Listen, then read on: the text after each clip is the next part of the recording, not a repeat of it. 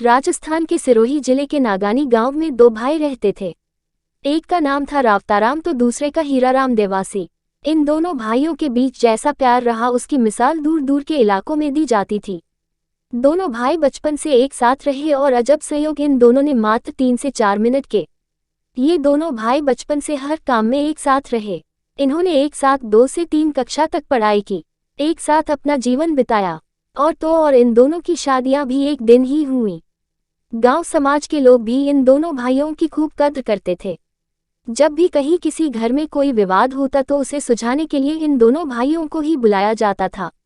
बता दें कि रावताराम हीराराम से 1-2 साल बड़े थे। उनकी उम्र करीब 75 साल की थी। गांव में इन दोनों के भाईचारे और प्यार को पहले ही बहुत माना जाता था, लेकिन अब तो इन दोनों भाइयों की मिसालें दी जाने लगी हैं। अभी कुछ दिन पहले ही रावताराम और हीरालाल ने एक साथ दुनिया को अलविदा कहा है। एक साथ जीवन बिताने के बाद ये दोनों भाई जिस तरह से एक साथ ही दुनिया छोड़ गए उसकी चर्चा हर तरफ हो रही है। दोनों भाइयों के जाने के बाद परिवार और गांव वालों ने भी इन्हें अलग नहीं किया तथा दोनों का अंतिम संस्कार भी एक ही जगह और एक ही साथ किया गया।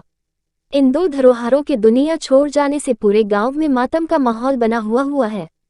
परिवार वालों का कहना है कि कुछ दिन पहले रावताराम और हीराराम दोनों भाई आसपास ही सो रहे थे।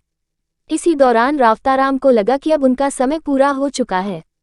उन्होंने मौत का एहसास होते ही भाई हीराराम से कहा कि इस दुनिया में उनका काम पूरा हो चुका है, अब वह इस दुनिया को अलविदा कहने जा रहे हैं। ये कहने के कुछ पलों बाद रावताराम इस दुनिया को अलविदा कह गए। भाई को मौत के करीब जाते देख भाई हीराराम ने तुरंत ही कहा, भाई मैं भी आता हूँ। ये कहते ही 3 से 4 मिनट के भीतर ही हीराराम भी इस दुनिया से चल बसे।